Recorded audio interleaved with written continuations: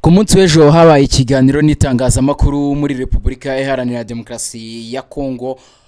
Ni ikiganiro umukuru w'igihugu yagiranaga n'abanyamakuru batandukanye ariko cyane itabiriwe n'abandi bayobozi. Perezida Felix Antoine Tshisekedi Tshilombo wa Repubulika Iharanira Demokarasi ya Kongo yatangaje ko amatora y'umukuru w'igihugu ateganyijwe mu gihugu cye mu myaka 2 iri imbere atazaba mu gihe intambara ihanganishije ingabo ze n'inyeshyamba zo mu mutwe wa AFC-23 muri Kivu zombi izabikomeje. Ibi ngibi abatavuga rumwe n'ubutegetsi bahise babifata nkaho ashaka kwifashisha intambara kugira ngo nihazabeho amatora, cyangwa se we atifuza ko intambara yahagarara kugira ngo azakomeze kuyobora iki gihugu, dore ko bitari gukunda ko itegeko nshinga ry'iki gihugu rivugururwa. N'ibindi yavugiyemo ngiye kubikuvira imuzi n'umuzingo. Ndi Benga Oziana, inde kuri Times News. Icyo usabwa nuko jya hasi ari subscribe ugakandaho, ubundi tugakomeza kubana nkahita mbikuvira imuzi n'umuzingo. Mwaye ikaze.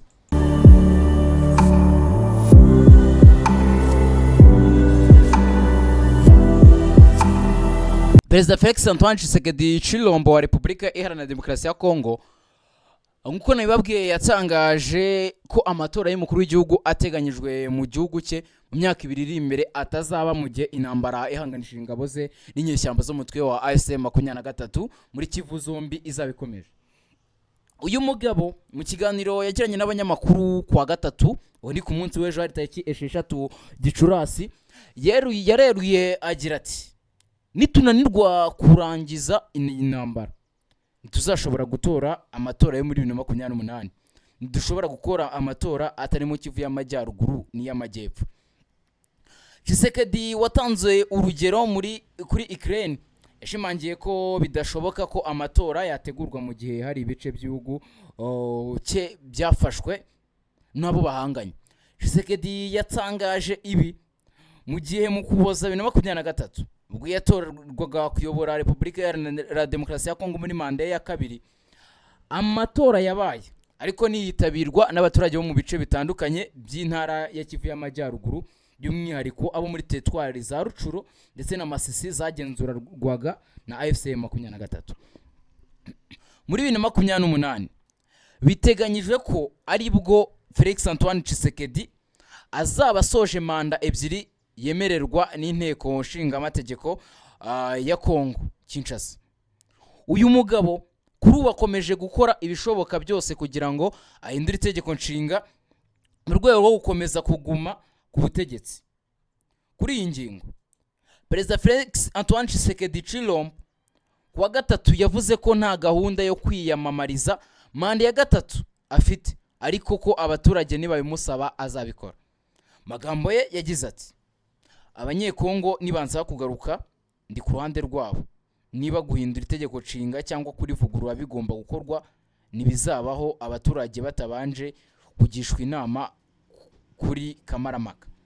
Kuri ubu abakurikiranira hafi n'abanyapolitike batavuga rumwe n'ubutegetsi bemeza ko Tshisekedi yiteguye gukomeza kwenyegeza intambara mu burasirazuba bw'igihugu cye kugira ngo akomeze kuguma ku butegetsi mu gihe ibyo guhindura itegeko nshinga byaba bidashobotse.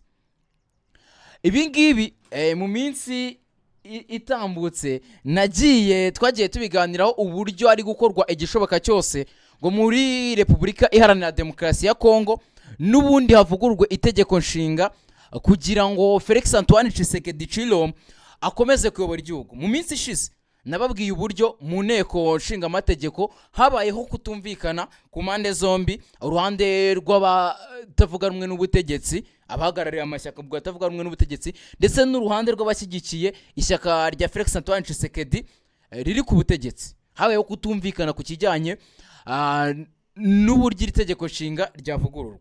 Kuri iyi nshuro perezida we yavuze ko rwose ataba amatora mu gihe batarangije intambara, kandi mu bigaragara iyi ntambara nibaza kuyirangiza biragoranye, kuko ishobora no kurangira ariko n'ubundi bikarangira Kivu y'Epfo na Kivu ya Ruguru harimo ibice bikiri kwigenga. Hano muri studio ndi kumwe n'umusesenguzi mu bya politiki yitwa Govinda. perezida Felix Antoine Tshisekedi ku munsi w'ejo ubwo yari mu kiganiro n'itangazamakuru yavuze ko bidashoboka ko hazabaho amatora mu gihe baba batabashije kurangiza intambara yahanganishije ihuriro ry'abarwanyi ba FCM23 n'igisirikare cya leta FARDC. Itatanga urugero muri Ukraine ko naho niko byagenze, ariko nanone muri 2023 ajya ku butegetsi ubwo yagiye 2019 na 2022 aterwa manda ya kabiri. Icyo gihe nibwo imirwano yari ikomeye ari muri Repubulika ya Demokarasi ya Kongo, kuko nubundi FCM23 yongeye kubura imirwano 2022. Kuri ubu hashize indi myaka 3, ariko ubona ko none ubu ngubu bitandukanye, uburyo umutekano uhagaze bitandukanye na 2023, kuko nubundi n'ubushize ntago Kivu zombi zigeze zitora ibice byinshi. Ibi ni byaba kuba avuga ko intambara itatuma haba amatora, kandi we manda ya kabiri yarayitorewe mu gihe cy'amatora, mu gihe tubona ko manda yemerwa n'itegeko nshinga n'ubundi zizaba zigize gute zirangira. Ntago yaba ari gushaka kwifashisha intambara akaba yashyiramo n'ubushake buke kuba intambara yarangira kugira ngo atazava ku butegetsi. Icyo kibazo ndagisubirisha ibibazo bibiri nanjye, nituramuka tumaze kubyisubiza turi buze guhita tusobanukirwa neza igisubizo umuntu yafata. Cyambere no kwibaza ati Tshisekedi ubundi ajyaho ko hariho intambara, amatora ntiyabaye. Icyo ni kimwe. Icya kabiri se intambara kugira ngo ihagarare siwe n'ubutegetsi bwe cyangwa nabo bari kumwe muri guverinoma babigiramo uruhare cyangwa babifataho conscience kugira ngo babikemure birangire n'ubundi iyo ntambara bizagere ku musozo wa manda ye 2028 yahagaze.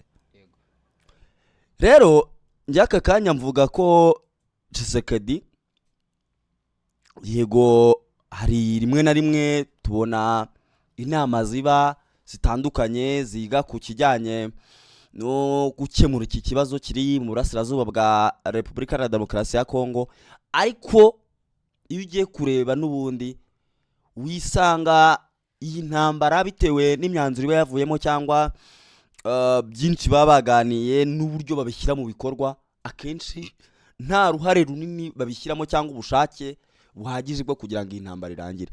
Nkabona ko ahubwo aho kugira ngo intambara irangire, ahubwo bo bashaka ko ikomeza ku mugani wawe, kugira ngo bakomeze bayitwaze nk'urwitwazo rwo kugira ngo badakora amatora, badakorerwa audite, cyane ko buri buyobozi buri manda ikorerwa audite, bakareba ibyo yakoze, bakareba ibyo batakoze, bakayijija nyine. Aka kanya rero mbona iyi guverinoma ya Tshisekedi ndetse nabo bari kumwe bari gushaka gukwepa izo step zose, kuko niba utibika neza ingoma ya Kabila se yazize iki? Kuki Kabila ari guhigwa n'ubu ngubu na Leta Zunze Ubumwe za Amerika cyangwa n'ubwo buyobozi bwa Repubulika ya Demokarasi ya Kongo bashaka kumufunga, bavuga bati reka tumuburanishe twongere turebe hari ikindi twabonye. Nyine niyo dite yakozwe bakabona ko hari amakosa yakozwe. Tshisekedi rero arabizi neza yuko mu buryo yitwaye ari ku butegetsi ntabwo ari uburyo bw'umuyobozi buboneye. Hari amakosa yagiye akorwa, ndetse hari n'inama yagiye akora, akagirwa inama, agahabwa ibitekerezo, ariko ntabikurikize. Atabikurikiza rero kandi yabigiriweho inama, aho ngaho nibaramuka bongeye gukora audite n'ubundi bazasanga bagomba nawe kumuhana. Ibyo ngibyo rero ngewe mbona aka kanya ari byo ari gukwepa kugira ngo bakomeze bajye muri iyo ntambaro, wenda babe bashyira ibintu ku murongo kugeza igihe wenda ibintu bimwe na bimwe bizaba byamaze gutungana, noneho babe bakwemera ko amatora aba, kuko hari ibihugu byinshi ahubwo bibamo amatora harimo iyo ntambara. Ahubwo iyo harimo intambara nibwo amatora aba, kugira ngo byibuze barebe ko hari icyahinduka. Ariko we noneho yagiye ku butegetsi, iyo ntambara irimo ntacyo yakoze kugira ngo ihagarare, none atangiye kuvuga ngo intambara ngo ntago yatuma ngo amatora aba. Kubera iki se kandi iyo ntambara ahubwo iri guterwa nuko wenda ubwo buyobozi bwagumyeho kandi wenda ntacyo bushaka gukemura? ibyo ngibyo ndahita mbisanisha n'ibigenda bivugwa hano muri Repubulika Iharanira Demokarasi ya Kongo. Mu minsi ishize nibwo umwepiskopi wa Kiliziya Katolika yavuze ko abona ko ibibazo biri muri Repubulika Iharanira Demokarasi ya Kongo ari ubutegetsi. Ubwo ibyo byabaye mu gihe n'ubundi hakiri gukorwa kampeni y'uburyo havugururwa itegeko nshinga. Hagahita haza na M23 ivuga ko ishaka gukuraho ubutegetsi bwa Kinshasa ko ari ubutegetsi. None kuri iyi ncuro bashaka nono ya makimbirane ari hagati yabo na M23 abashaka bo guhita bayaprofitiramo cyangwa se bayungukiramo. Kuko niba umuyobozi atangiye guteganya ko 2028 intambara ishobora kuzaba barananiwe kurangiza intambara haracyabura imyaka ibiri, nyamara mu gice ahubwo two turi mu kwa gatanu mu gihe tubona ko iyi ntambara ibigenda bivugwa n'abasesenguzi mpuzamahanga nuko iyi ntambara igishoboka kuyirangiriza za mu buryo bwa gisirikare byo twamaze kubona ko bidashoboka. Gishoboka ni inzira y'ibiganiro, kandi noneho iyo nzira y'ibiganiro cyangwa se inzira ya diplomasi tubona ko leta ya Kinshasa itari gushaka kuyikoresha bitandukanye na AFC M23. Kwa AFC M23 yakunze kwerekana ko ishaka kuganira, yakaba nako byagenze no mu gihe cy'ubutegetsi bwa Joseph Kabila nabwo yari yerekanye gushaka kuganira muri 2012, ndetse na niriya izirangabo za Rwandeze munda nazo niko zabyerekanye. Ubona ko amakosa Tshisekedi ari gukora mu butegetsi bwe ashobora kuzagira ingaruka kwazaza ha Kongo, kuko n'ubundi ASM 23 ubu ngubu kuyibwira ngo murekure guce mwafashe biragoye, kuko nge nsigaye mbona yatangiye numva impamvu iri kurwana, ariko kuri ubu noneho maze kumva impamvu ASM 23 iri kurwana. Mbona ibyo yatangaje Felix Antoine Tshisekedi bigiye biza kugira ingaruka mbi, ndavuga bishobora no kudindiza noneho wa mushinga wo kuba itegeko nshinga ryavugururwa. Kuko we yavuze ko hari nawe yavuze ko abaturage niba mama, ariko abaturage ni kwa kunde ushobora gutegura imyigaragambyo ngo yongererwe manda. Ibyo nuko nguko bibona, reka dutegereze turebe ikiza kuvamo. Gusa umunyarwanda niwe waciye umugani ngo igihuru kizavamo igihunyiro kibona hakiri kare, naho ndabona mu burasirazuba bwa Repubulika ya Demokarasi ya Kongo ibintu bikomeza kuba uko tutabitekerezaga, ndetse n'aya magambo ashobora kugira indi impact ashobora kugira hariya muri Repubulika Iharanira Demokarasi ya Kongo. Ubwo reka tube dusubikiye aha ibingibi ubundi dukomeze n'izindi nkuru ziri kugenda zivugwa. Ubwo mu kanya gato abantu dukomeza kubana, umuhungu wa Perezida Habyarimana ari mu gihugu cy'u Burundi, aho muri wa mugambi n'ubundi wo gutera u Rwanda biba biri kuvugwa. Ese kuki ayo makuru azamutse gutyo? Ese ni ukuri cyangwa n'ubundi ni za nkuru zo ku mihanda? Byose urabimenya kuko wagumye kuri The Quick Times News. Ubu n'ubundi dukomeze kubana muri gahunda zitandukanye za The Quick Times News.